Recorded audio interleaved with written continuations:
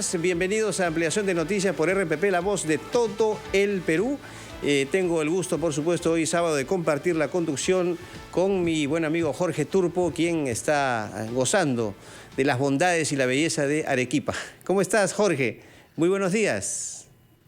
¿Qué tal, Carlos? ¿Qué tal, amigos? Sí, un gusto estar contigo y con los oyentes de RPP. Vamos a desarrollar esta edición sabatina de Ampliación de Noticias. Mucha información que compartir con los oyentes de RPP esta mañana, Carlos. Así es. Acabamos de tener una interesante entrevista con Richard Rojas, designado embajador del Perú en Venezuela. Y sobre este tema justamente vamos a requerir ahora la opinión del doctor Luis González Posada. Él ha sido, por supuesto, canciller de la República. ¿Cómo está, señor González Posada? Tengo usted muy buenos días. Buenos días, Carlos. Gusto saludarlo. ¿Cómo va? Gracias. Aquí estamos también con Jorge Turpo desde Arequipa para esta conversación. Jorge, ¿cómo está? Qué gusto, doctor. Bueno, no sé si usted acaba de escuchar las expresiones del señor Richard Rojas, nombrado embajador del Perú en Venezuela. ¿Cuál es su opinión respecto a esta designación? El señor Rojas inicialmente fue, digamos, propuesto como embajador en Panamá, no hubo la aceptación, hubo un silencio diplomático que le llaman, y ahora se va para Venezuela, algo realmente muy llamativo. Mire, más allá de la persona, la decisión del gobierno de Castillo y de su canciller Maurtua de establecer relaciones claras con el gobierno de Venezuela, en consecuencia con el presidente Maduro, es una decisión deplorable y maligna, porque vincula a nuestro país con una dictadura que ha sido denunciada en todos los foros internacionales. No olvidemos que el señor Maduro ha sido implicado en crímenes de lesa humanidad por la alta comisionada para los derechos humanos de las Naciones Unidas, por informes de la OEA, de la Comunidad Europea, y que actualmente está siendo investigado por la Corte Penal Internacional. Estos son hechos muy graves y por eso es que el Grupo de Lima aisló al señor Maduro, no reconoció su elección, la tachó de fraudulenta y esa decisión no la ha levantado, a excepción del Perú y Argentina, creo que han tomado la decisión de establecer relaciones diplomáticas con ese régimen. Pero agregarle algo más, si usted quería, hacer un cambio en esa decisión, su deber, su responsabilidad es haber citado a los representantes de los países integrantes del Grupo de Lima, que se reunieron el 5 de enero y tomaron la decisión de no reconocerlo a Maduro, pero no lo ha hecho, se ha lanzado por la liebre. Y en eso también quiero decirle que aparte de que ninguno de estos países tiene relaciones directas con embajador asignado en Venezuela, tampoco lo tiene la mayoría de países europeos, ¿eh? Estoy hablando de unos 60 estados. Por eso yo digo que es un acto deplorable de la Cancillería haber establecido esa relación con un régimen manchado de corrupción, pero también manchado de violaciones sistemáticas a los derechos humanos. Y eso nos afecta como imagen nacional. Jorge, doctor, permítanos un segundo, por favor. Tenemos que ir con nuestros anunciantes y luego regresamos para que Jorge Turpo le haga la consulta respectiva al ex canciller Luis González Posada. Regresamos.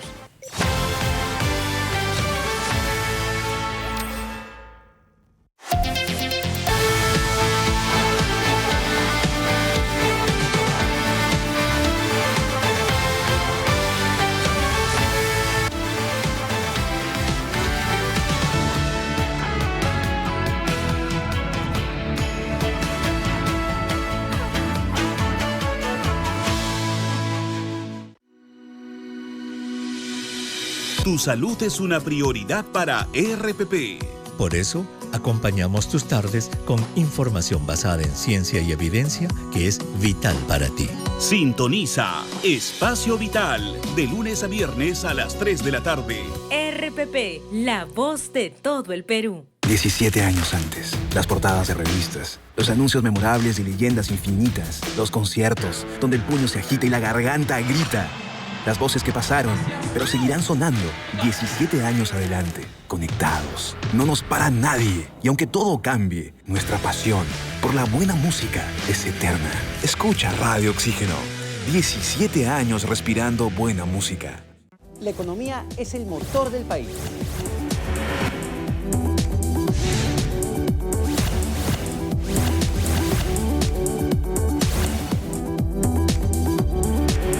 Por eso te mantenemos informado de la manera más dinámica, útil y confiable para que tus decisiones sean las más acertadas.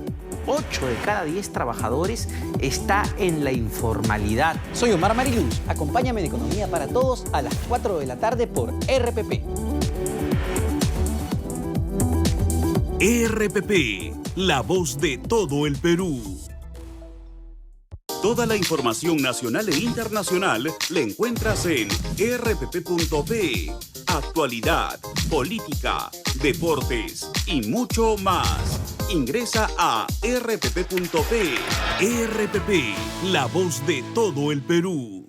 Central de Informaciones con Valeria Fuertes. Información actualizada, entrevistas, enlaces en directo y mucho más. Está aquí en Central de Informaciones. Central de Informaciones.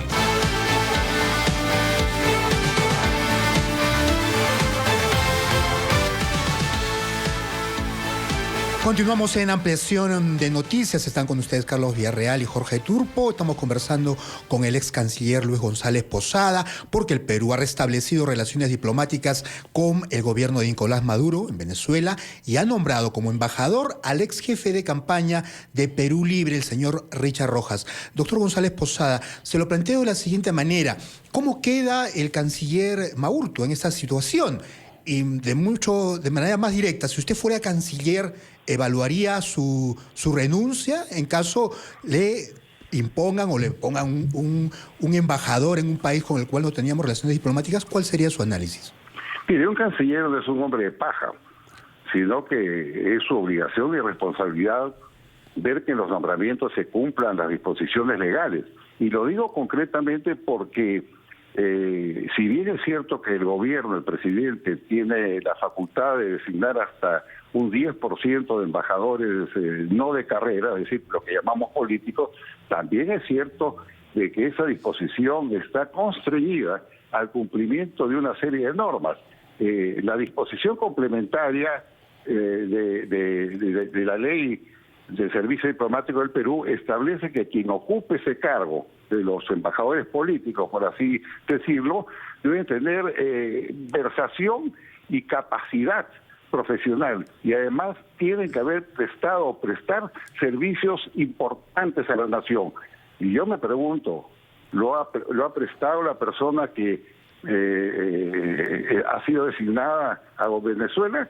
Entonces lo que ha pasado ahí es que si el presidente le hace esa propuesta, el canciller está obligado a decir, señor, esta persona que usted sugiere no cumple las normas que establece el propio servicio diplomático, es decir, no tiene capacidad de versación conocida, se supone, en temas internacionales, ni ha prestado o presta servicios importantes a la nación. Pero no lo hizo. Lanzó esa candidatura a Panamá y cuando hubo lo que se llama el silencio diplomático que está contemplado en la Convención de Viena sobre relaciones diplomáticas, simplemente presentó su candidatura, tocó otra puerta, en este caso de Venezuela.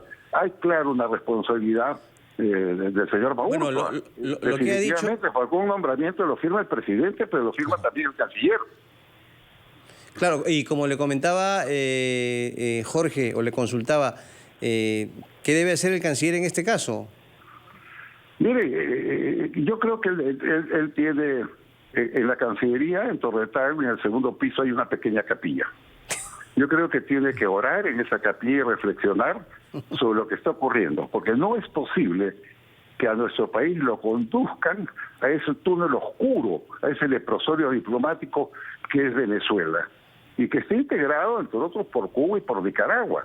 ¿Debe dar un paso al costado el canciller? Debe reflexionar, debe pensar, además, que lo que yo digo lo piensa el 99% de miembros del servicio diplomático. No se puede usar o prestar a la Cancillería para que avale una dictadura siniestra que, entre otras perversidades, ha empujado hacia el Perú a más de 1 millón de personas en busca de alimentación, de medicinas y de mejores condiciones de vida.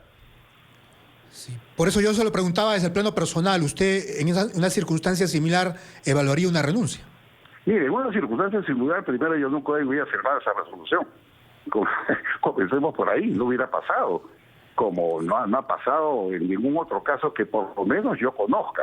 No ha pasado. Este es el primer caso de que usted presenta una persona que no cumple esos requisitos, o sea, está faltando a la ley, hacia Panamá, no lo aceptan, entonces lo mueve hacia Venezuela, donde sí lo aceptan. Eso nunca ha ocurrido, y está ocurriendo ahora en un sector muy delicado, donde se deben defender principios y valores democráticos, el principio de la libertad, de la defensa de los derechos humanos, de la unidad de los pueblos.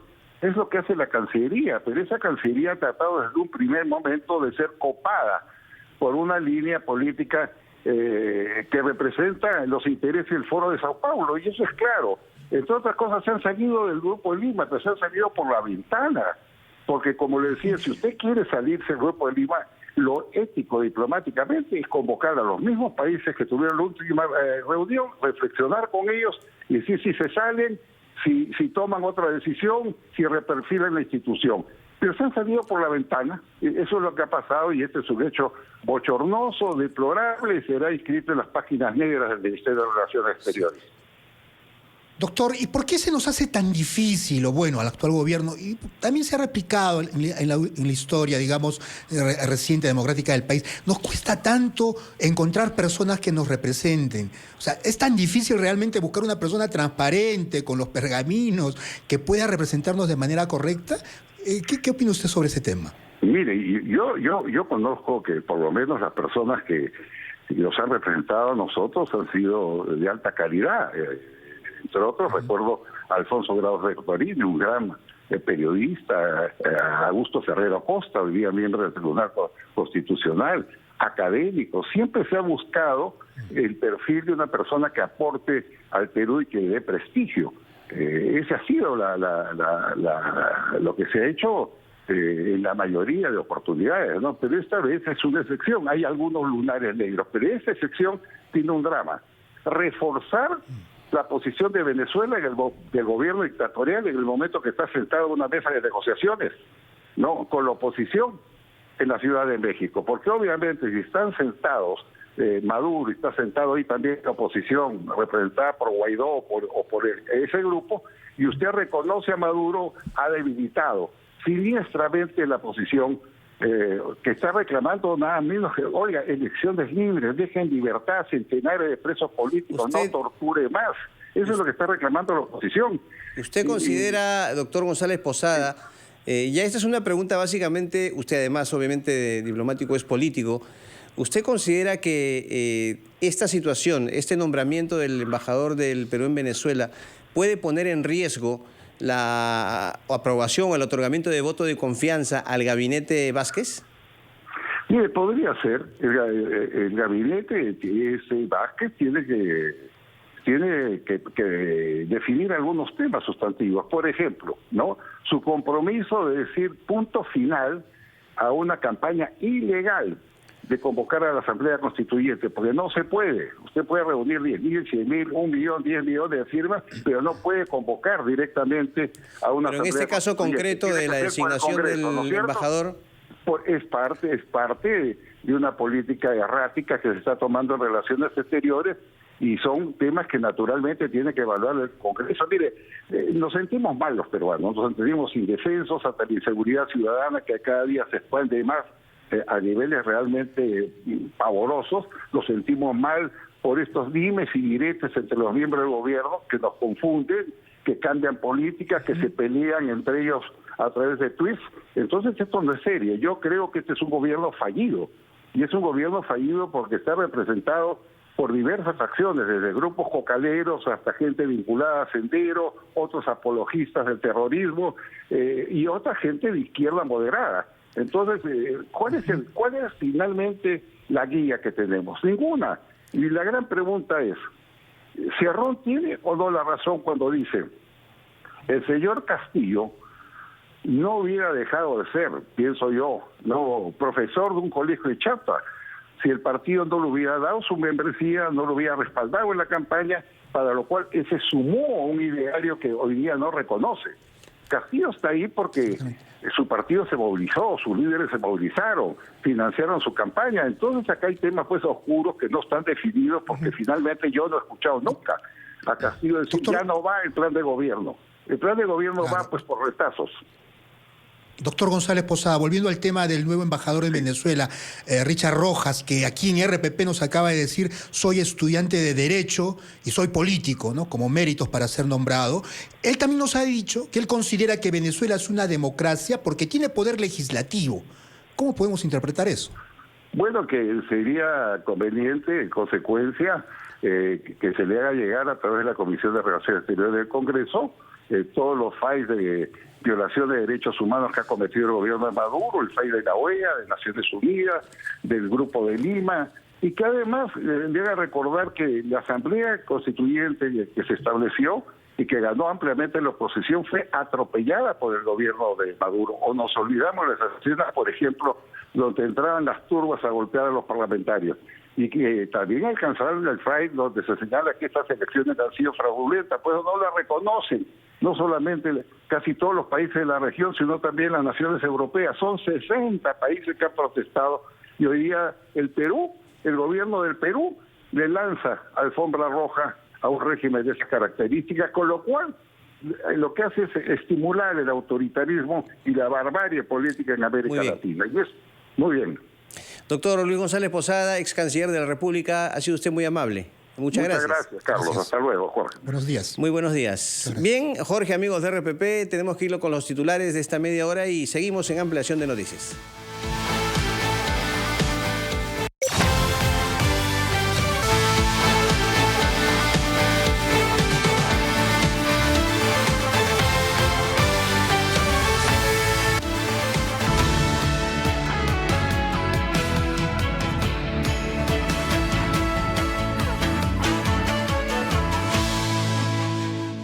Ella es Jerry Ramón, la primera rectora mujer en la historia de San Marcos.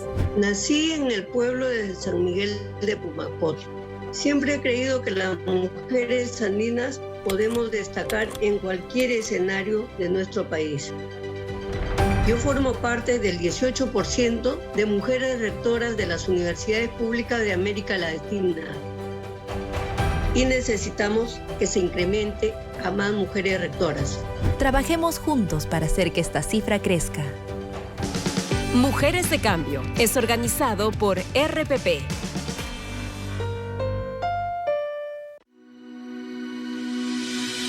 Tu salud es una prioridad para RPP. Por eso, acompañamos tus tardes con información basada en ciencia y evidencia que es vital para ti. Sintoniza Espacio Vital, de lunes a viernes a las 3 de la tarde. RPP, la voz de todo el Perú. 17 años antes, las portadas de revistas, los anuncios memorables y leyendas infinitas, los conciertos, donde el puño se agita y la garganta grita.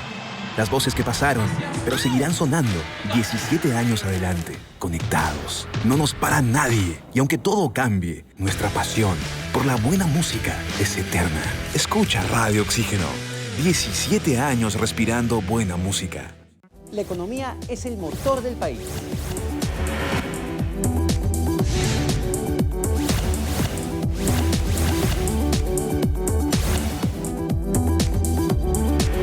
Por eso te mantenemos informado de la manera más dinámica, útil y confiable para que tus decisiones sean las más acertadas.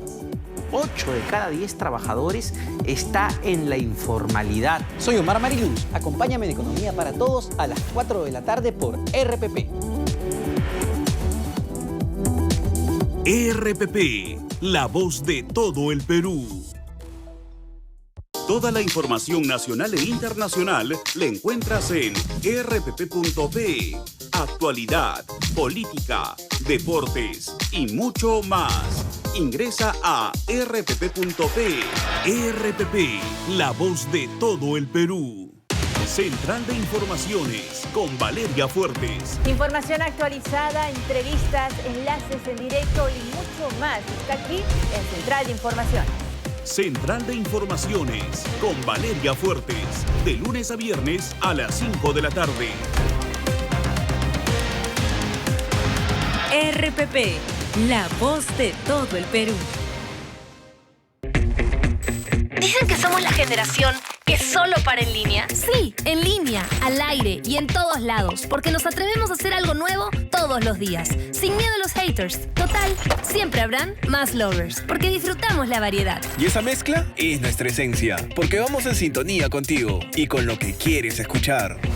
Estudio 92, primeros en tu música. De lunes a viernes a las 7 de la noche, analizamos los temas de la coyuntura del Perú y del mundo. Actualidad, política, cultura y mucho más. Bajo una mirada amplia y profunda, Fernando Carballo te dice las cosas como son. De lunes a viernes a las 7 de la noche en ERPP, la voz de todo el Perú. Suscríbete al newsletter de RPP ingresando a rpp.p. Busca en la parte superior el acceso a newsletter, donde encontrarás diversos temas para mantenerte informado. Selecciona los de tu preferencia, dale clic en registrar datos, complétalos y suscríbete al newsletter RPP, la voz de todo el Perú. Lo más resaltante de la noticia te lo explicamos al detalle con informes, enlaces y entrevistas en vivo en Las Claves del Día.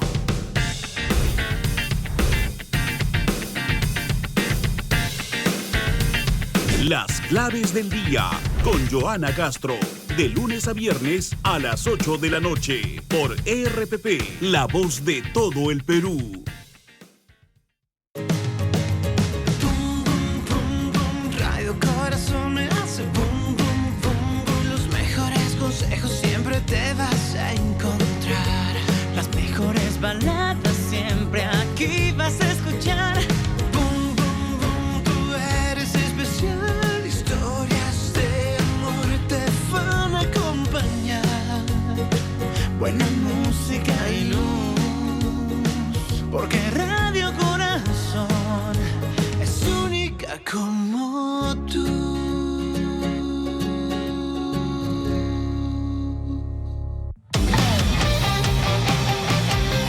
Las noticias cambian rápido, pero para nosotros es importante detenernos para analizarlas y debatirlas. Cada noche te presentamos entrevistas para poder entender lo que sucede a diario en el país. Soy Jaime Chincha y en el Perú de hoy, nada está dicho.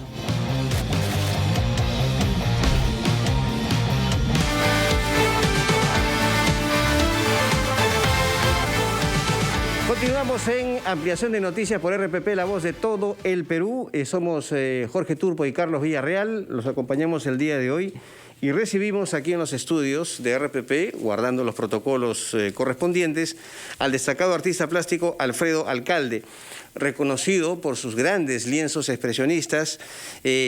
Una obra suya, ¿no?, ha participado en la edición número 23 de la exposición Art París 2021, que tuvo lugar en el Gran Palais Éphémère de Champ de Mars, en la capital francesa. Esta última obra o trabajo se llama Pandemia. Y, bueno, tenemos el placer de recibirlo aquí. Alfredo, ¿cómo está? Bienvenido aquí a los estudios de RPP. Buenos días, Carlos. Gracias por la invitación. Muy bien. Bueno, a ver, háblenos un poco acerca de este último trabajo suyo, Pandemia. Obviamente el nombre nos remite ya al motivo, ¿no?, del cuadro. Pero, ¿qué es lo que ha querido usted expresar en esta obra? No sé si, la inspiración ha venido por alguna experiencia de carácter personal, quizás, o simplemente por el hecho de reflejar lo que ha significado esta pandemia para nuestra sociedad, para nuestro país. Sí, en realidad parte de una necesidad como artista figurativo, como artista expresionista. Mi corriente nunca ha sido ajena al drama humano. Y en este caso, pandemia, una tragedia mundial que hemos creído necesario dejarla plasmada en un gran lienzo que actualmente se está exhibiendo en una galería en París. Es una actitud que muchos literatos, muchos poetas, muchos dramaturgos durante toda la historia han querido reflejar este tipo de acontecimilos. Entonces nos invade también esa posibilidad de, mediante la figura, reflejar lo que trae este tipo de hechos en el mundo, como es tanto el lado bueno por la forma en cómo maneja la sociedad el tema, como también las cosas que no se desarrollan de una manera correcta y están graficadas en esta obra, ¿no? Alfredo, te saludo Jorge Turpo desde Arequipa. Yo quería consultarte cómo acompaña tu obra y tu desarrollo artístico la figura del gran maestro Víctor Humareda, que entiendo fue tu maestro, y si un artista podría en nuestro tiempo vivir como ese torbellino que fue Víctor Humareda, ¿qué recuerdos tienes de él y cómo acompaña tu obra hasta estos días? Sí, yo estoy seguro. Bueno, es un personaje entrañable para un gran grupo de artistas peruanos. Y yo considero, por ejemplo, que si Víctor Humareda estuviera pasando esta situación, hubiera hecho extraordinarias obras. Y él lo ha hecho en vida. Tiene temas extraordinarios durante los sucesos, por ejemplo, del gobierno militar de Morales Bermúdez, y como todo pintor realista ha querido siempre reflejar todo ese vorágine que hay detrás de cada comportamiento humano, y eso yo creo es lo que hemos heredado los pintores que hemos conocido a él, ¿no? Esa necesidad latente de que el arte realista, como todo, que detrás hay un artista romántico que siempre regresa a estudiar los acontecimientos históricos para poder potencializar, para poder decirlo de una manera mucho más didáctica, con mucha más energía, este gran acontecimiento que ha traído muchas muertes en el mundo entero. Entonces, Humareda para mí sigue siendo un artista, un personaje con mucho vigor, con mucha vigencia, y las cuales le tenemos nosotros mucha admiración, ¿no? Aquí tenemos justamente este libro, que es una especie de compendio, ¿no?, de las obras justamente de nuestro invitado el día de hoy. Además de Humareda, ¿qué otros pintores han influido en su formación, ¿no?, artística? Sí, bueno, yo estudié en la Escuela Nacional de Bellas Artes y particularmente también acudí a los talleres de artistas como Humareda, Ángel Chávez, David Herkovich, quienes eran muy dados a la enseñanza. Entonces, ellos mostraron las grandes corrientes del mundo. Lo que a ellos les motivaban mucho, por ejemplo, eran las corrientes realistas y las corrientes postimpresionistas, en las cuales se trata de reflejar, más allá del convencimiento a la vista, un reto a realmente convencer al alma sobre la necesidad y la postura real que debe tener. Pero hay gran influencia en su trayectoria artística, también hay gran influencia de Velázquez y de Goya, ¿no? Sí, justamente nuestro maestro Víctor Humareda tenía mucha admiración a estos pintores. El modo de enseñarnos a nosotros era mostrando las imágenes de él, de estos artistas españoles sobre todo, ¿no? Goya, Velázquez, Gutiérrez Solana, Picasso, todos ellos eran grandes referentes para él. Alfredo, y si tuvieras que decirnos qué color representa nuestro tiempo actual, o qué matices de colores representan los momentos que vivimos, ¿cuáles serían? Sí, bueno, detrás de la corriente que nosotros abrazamos hay un interés siempre de utilizar la imagen con un gran carácter irónico, simbólico, reflexivo, pero más que el trasfondo es el juego de lo que contiene la obra, y de acuerdo a eso uno va trabajando las armonías. Hay una paleta para cada tiempo, hay una paleta para cada tema, y yo creo que en los tiempos actuales debemos nosotros sacar adelante todo ese sentido bueno que hemos visto en el carácter de la humanidad, la solidaridad, el sentido de que la vida está primera, y eso lo he vivido en carne propia en ese sentido en la pandemia, cuando he visto cómo ha reaccionado la gente haciendo sus ollas comunes, haciendo colectas, manifestando de una manera directa su apoyo a cada persona que tenía a su lado. Y yo creo que, yendo específicamente qué color tiene, yo creo que tiene un poco sombrío, porque además el arte está ligado mucho al mundo de la política, y yo creo que debemos siempre estar pensando, sacar el lado optimista que debe haber en los artistas, ¿no? ¿Cuál es esa ligación del arte con la política? ¿Cómo lo refleja usted? Bueno, tener en cuenta que las políticas culturales, por ejemplo, en nuestro país no están siempre en primer orden, y yo doy la razón también en ese sentido cuando hay cosas prioritarias, pero la cultura juega un papel muy importante en la resolución de sus problemas como país, como sociedad.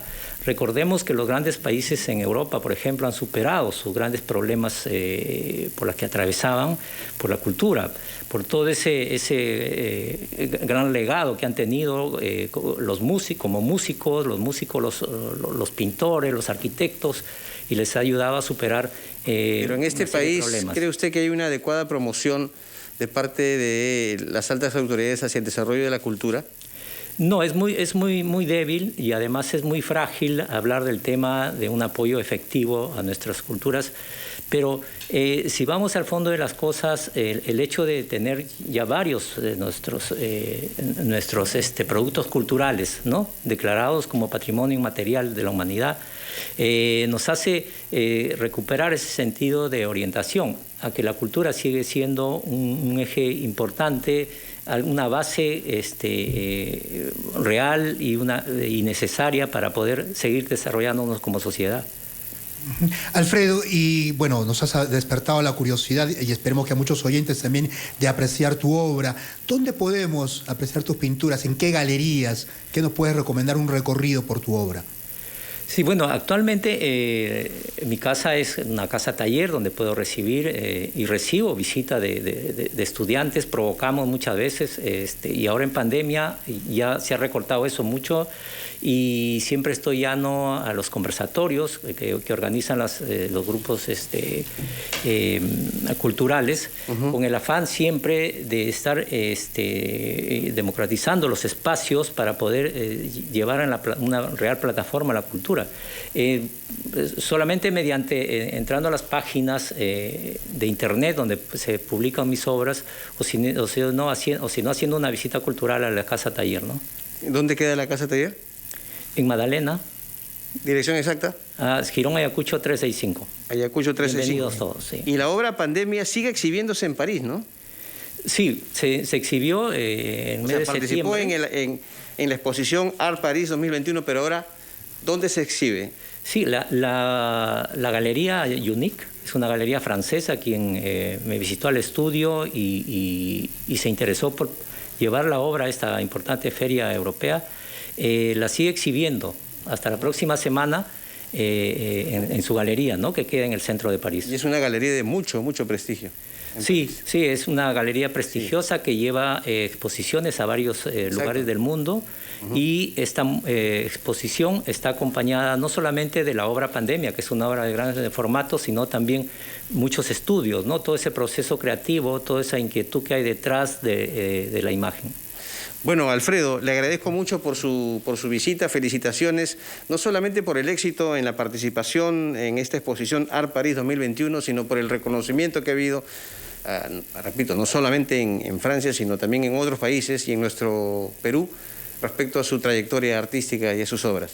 Muchas gracias por tenerlo aquí en RPP. Felicitaciones. Gracias, Carlos. Y también mi solidaridad con toda la gente, todo nuestro pueblo que ha sufrido esta tragedia. Y estamos siempre nosotros los artistas a participar en este tipo de hechos como entes solidarios, productos sociales, ¿no? Muy bien.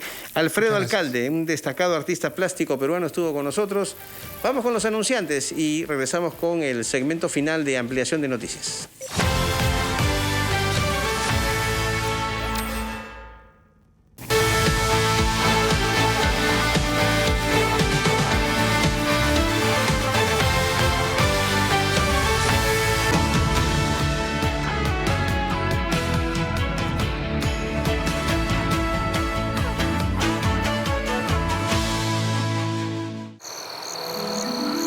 Para aquellas noches que no puedas dormir, toma Samay. Su cápsula blanda actúa rápidamente sin generar dependencia, porque no hay nada más saludable que dormir bien. Samay. Duerme profundamente. Duerme bien. Tu salud es una prioridad para RPP. Por eso, acompañamos tus tardes con información basada en ciencia y evidencia que es vital para ti. Sintoniza Espacio Vital, de lunes a viernes a las 3 de la tarde. RPP, la voz de todo el Perú. 17 años antes, las portadas de revistas, los anuncios memorables y leyendas infinitas, los conciertos, donde el puño se agita y la garganta grita. Las voces que pasaron, pero seguirán sonando 17 años adelante, conectados. No nos para nadie, y aunque todo cambie, nuestra pasión por la buena música es eterna. Escucha Radio Oxígeno. 17 años respirando buena música. La economía es el motor del país.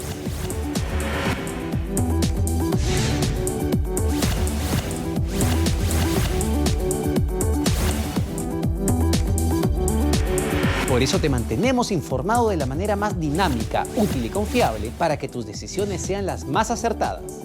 8 de cada 10 trabajadores está en la informalidad. Soy Omar Mariluz. Acompáñame en Economía para Todos a las 4 de la tarde por RPP. RPP, la voz de todo el Perú. Toda la información nacional e internacional la encuentras en rpp.pe. Actualidad, política, deportes y mucho más. Ingresa a rpp.pe. RPP, la voz de todo el Perú. Central de Informaciones con Valeria Fuertes. Información actualizada, entrevistas, enlaces en directo y mucho más. Está aquí en Central de Informaciones. Central de Informaciones con Valeria Fuertes. De lunes a viernes a las 5 de la tarde. RPP, la voz de todo el Perú. Dicen que somos la generación que solo para en línea. Sí, en línea, al aire y en todos lados, porque nos atrevemos a hacer algo nuevo todos los días, sin miedo a los haters. Total, siempre habrán más lovers, porque disfrutamos la variedad. Y esa mezcla es nuestra esencia, porque vamos en sintonía contigo y con lo que quieres escuchar. Studio 92, primeros en tu música.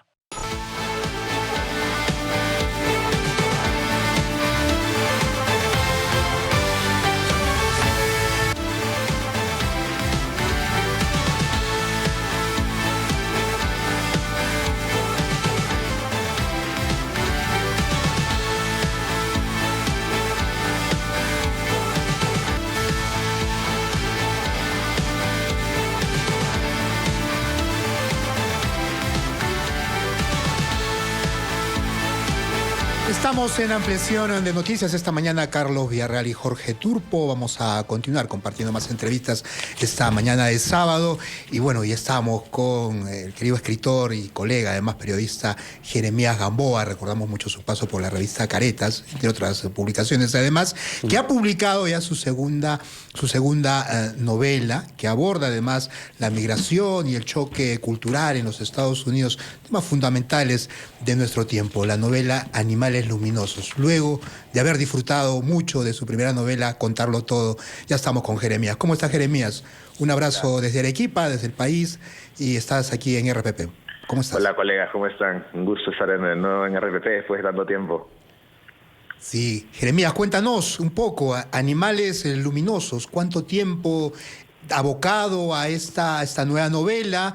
Y cuéntanos un poco la historia que tú has, cómo la has alimentado esta novela.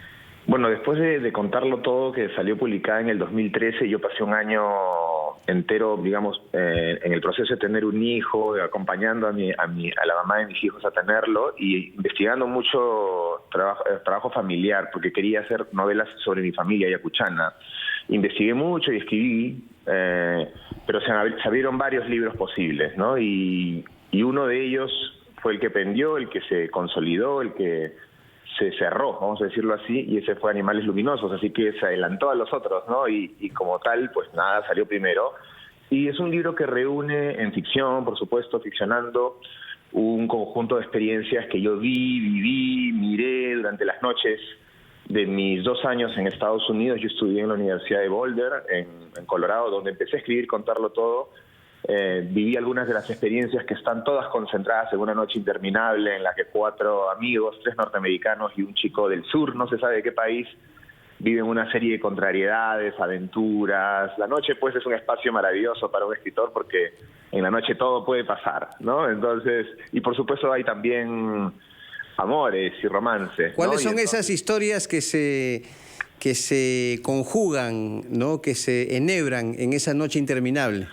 Bueno, hay lo bonito de un campus como los campus que hay en Estados Unidos es que reúnen una serie de personas de diferentes procedencias, ¿no? Entre los personajes que tengo yo ahí, tengo uno de Tucson, tengo uno de Seattle, tengo uno que viene del sur, y cada uno tiene una circunstancia particular, familiar, ¿verdad? Todos son parte de una generación, pero son de idiosincrasias diferentes, y entre esas historias que tienen que ver con amores, vocaciones, soledades, problemas familiares, sueños vocacionales, el narrador, el personaje principal, digamos, no es el narrador, hay un narrador en tercera persona, es una persona que está atestiguando un poco cómo, incluso en Estados Unidos, los temas peruanos pueden estar también como reflejados. ¿Y esas historias son, Jeremías, traslados de experiencias personales, necesariamente? No necesariamente, cosas que he escuchado, cosas que he leído. La novela atraviesa mucho la novela norteamericana, hay muchos homenajes a la novela norteamericana, que a mí me encanta mucho. Y también, por supuesto, el personaje trae una carga que quiere olvidar su país de origen, quiere olvidar las cosas horribles que han pasado en él, pero esa carga termina explotando en la novela inevitablemente sobre el final, y ese es uno de los momentos más importantes del libro, ¿no? Y sí, el personaje latinoamericano trae siempre los terrores de su país, y los nuestros, curiosamente la novela pues los convoca, ¿no? Es lo que hemos estado viviendo en los últimos meses, de pronto explota a donde vayas, ¿no? Si tú eres peruano y viajas a China tratando de olvidar tu país y los problemas del país, pues lo colonial, lo racial, la diferencia, la discriminación te va a acompañar, Carlos, a donde vayas, ¿no? Va a explotar, así te vayas a Nueva Zelanda o a Suiza, pues Perú te va a perseguir como un fantasma y te va a Jeremías, afinar, ¿no? Jeremías, y luego de contarlo todo, tu primera novela que sí tiene una carga autobiográfica muy grande, ¿te costó un poco alejarte de este tema de la autobiografía y entrar a explorar, digamos, una narración distinta, en tercera persona, como nos estás contando? Bueno, en verdad pasar a tercera fue un alivio, ¿no? Fue maravilloso, ¿no? Porque después de 500 páginas en primera, entenderás que lo que más quería era una narración en tercera. Y trabajando novelas extensas, luego de una novela de 500, una novela de 220 como esta también ha sido un bálsamo, ¿no? Ha sido maravilloso, es una novela que se impuso, que se escribió de una manera muy acelerada, y en ese sentido fue una fiesta, ¿no? Fue una fiesta que me permite a mí un momento para volver nuevamente a esas narraciones densas, oscuras, en donde esos fantasmas que explotan en Estados Unidos sí van a ser observados minuciosamente, ¿no? Yo he hecho muchos viajes a Vilcajomán, a las casas de mis padres, he hablado mucho con ellos, y esas son las cosas que espero que aparezcan en el futuro. Pero esta noche bolderita, digamos, fue fundamental, ¿no? Y entonces hay justo un epígrafe en el libro que me gustaría leer, ¿verdad? Que es de lo que estábamos hablando justo ahora, que es de Alexander Hemon, que es un refugiado. Le da una entrevista a Teyu Cole, que es otro escritor refugiado, no refugiado, pero nigeriano, y le dice: abandonar tu país es fácil, lo difícil es abandonar su historia, pues te sigue o guía como una sombra, ¿no? Cuando yo encontré estas líneas dije, ese es el epígrafe de mi libro, porque lo que ocurre es que el país te acompaña, te lleva y explota dentro de ti, vayas donde vayas, ¿no? Jeremías, ¿qué es lo que te hace sentirte satisfecho o lleno de una obra tuya? Ahí yo he leído a varios escritores que a veces señalan, caramba, después me doy cuenta que algo le ha faltado, algo que me deja insatisfecho. En tu caso, no hablo, ojo, de la recepción del público, no hablo del tema de las ventas, no. Hablo de punto de vista personal, que haga que tú digas, esta es la obra que yo quería. Bueno, todas las obras, mientras las escribes, son las que tú querías, y luego de un tiempo, cuando las lees, no son las que tú querías, exactamente. Y esa es la garantía. Esa se la he leído, por ejemplo, a Borges.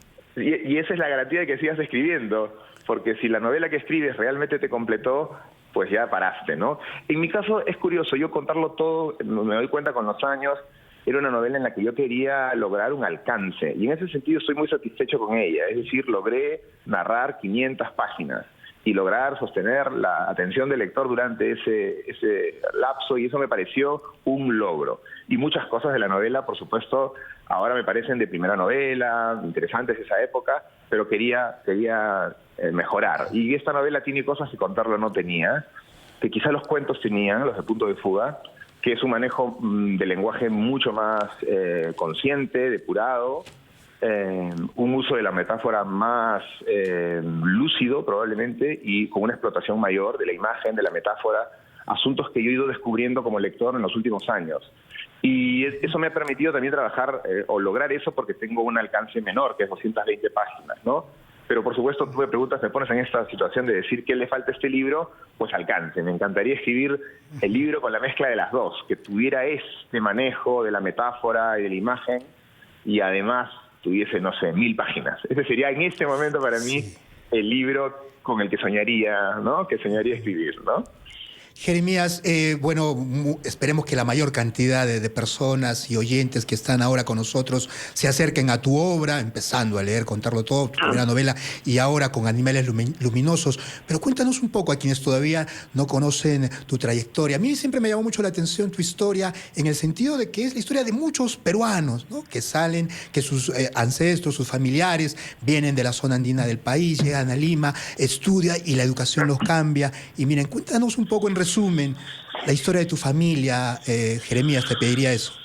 Sí, a ver, bueno, yo soy hijo de 2 campesinos ayacuchanos. Mi madre emigró, casi migran juntos, aunque en años diferentes. Mi madre es 758, mi padre es 57. Mi padre es hombre, tiene educación rural, primaria, en Vilcashuamán. Migra más bien para ver qué hay en Lima, básicamente, sin planes. Mi madre, en cambio, tiene una situación económica un poco mejor, aunque es de un pueblo también de Vilcashuamán, y ella migra más bien en busca de educación, porque era mujer. Entonces ahí ya están los asuntos de la pobreza, la precariedad y el asunto de género en mi concepción, digamos. Ambos se conocen en Lima, mi padre es mesero, mi madre es empleada doméstica, se enamoran un poco en contra de la hostilidad de la ciudad, que es una cosa que está en mi trabajo muy presente y en Animales Luminosos también, ¿no? Lima es racial, racista, clasista, colonialista, y todo eso explota en el momento en que tiene que explotar, te vayas a donde te vayas. Se conocen y consiguen una casa después de un esfuerzo inmenso en San Luis, donde yo nací. Soy hermano de 2. Yo soy el tercero de tres hermanos, tengo 2 hermanas mayores, los 3 fuimos a la universidad porque mis padres tuvieron esa visión muy clara. Y a mí me cambia un poco la vida entrar yo soy de San Luis, del barrio Renato Tapia, al costado de la Videna, es mi barrio. Ahora es famoso, mi barrio era desconocido, porque había un parque zonal donde estaban los cubanos, que yo he escrito en una crónica que se llama Cuba Stone, he publicado Cuba Stone también. Y ahora es famoso porque está la Videna, ahora todo el mundo sabe que es San Luis, y porque Renato Tapia jugó en la canchita de fútbol donde yo estudié. Y bueno, y nada, luego yo estudié en la Universidad de Lima. Eso creo que me cambia un poco a mí muchas cosas. Fue mi Leoncio Prado, fue donde yo vi realmente la diferencia, ¿no?, entre mi barrio y los sectores altos, medios, digamos, de la ciudad. Y eso me llevó, de ahí salió contarlo todo, ¿no?